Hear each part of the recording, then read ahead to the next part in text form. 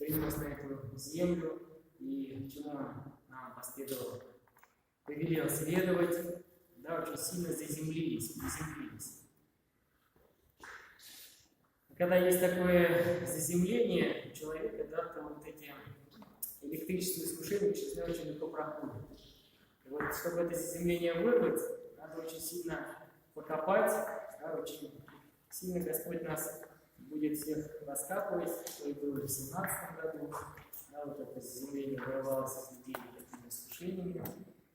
Вот. Но мы, конечно, просим Господа, чтобы Он нас помиловал, но для этого нам всем нужно с вами приложить старания, всем очень внимательно посмотреть на свою духовную жизнь, да, всем обязательно исповедоваться, обязательно причащаться от святых Христовых тайн и как-то серьезно отнестись к своему духовному состоянию, творению добродетелей и смотреть всегда, мы как христиане живем или как обычные люди.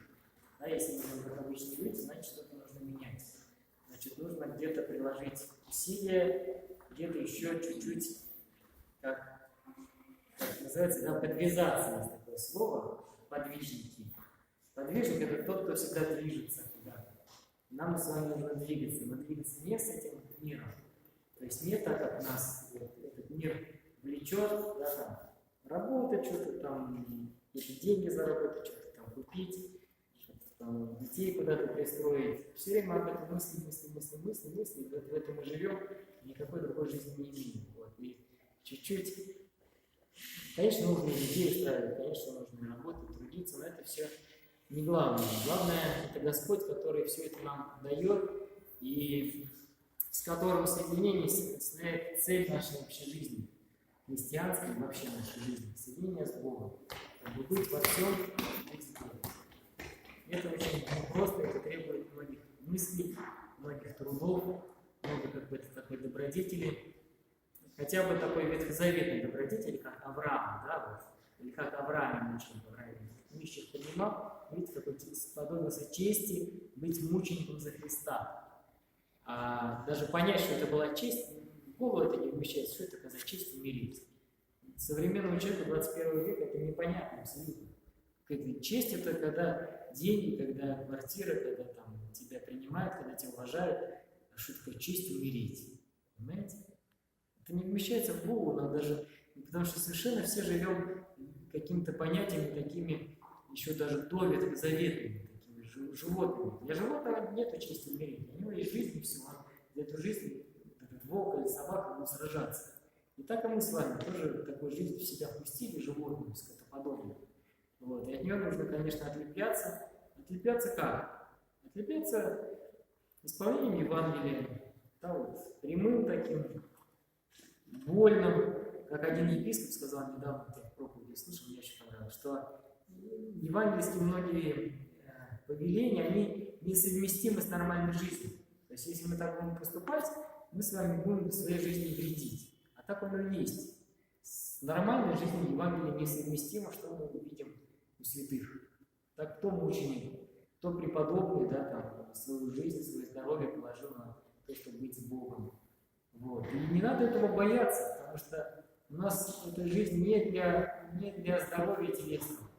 Я уже говорил об этом, что христиане, мы самые здоровые, хотя мы молимся о здравии. Да? Прежде всего, мы здравие душевно молимся, чтобы у нас дух жив, а тело, оно всегда в любом случае умрет. Сколько ты его не лечи, сколько ты его не питай вкусными яствами, там, чем угодно, санаториями, рыбу, чем угодно ты его не питай, он все равно умрет. Потому что без смерти не бывает воскресения.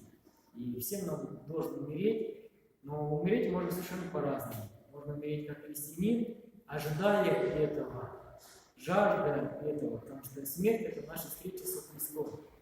И не нужно бояться, к ним нужно готовиться. И чтобы у нас на смертном одре было не мучение, не какие-то переживания о невоплощенных наших проектах, а так мы жили с вами полной этой жизнью, все успели сделать, чтобы нам умирать было не страшно, чтобы наша смерть была встреча со Христом, чтобы наши сводники этого не боялись никто, да, потому что они останутся со Христом, что бы с нами ни случилось. Господь их никогда не оставит, но матери их никогда не оставит.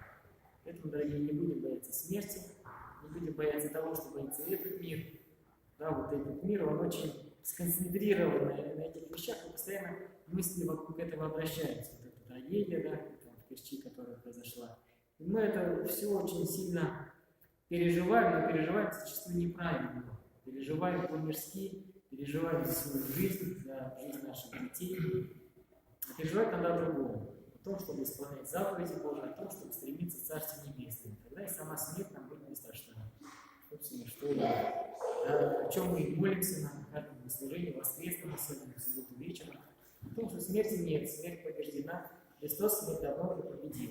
И нам с вами эту смерть нужно в своей душе тоже победить вслед за Христом. Поэтому мы христиане, что мы следуем за Христом, что мы в Его смерть крестились. Есть такие слова апостола Павла. Мы в смерть Его крестились. Не в жизнь, а в смерть. Чтобы через смерть приобрести жизнь вечную через воскресение. Божьей помощи всем нам. Нашей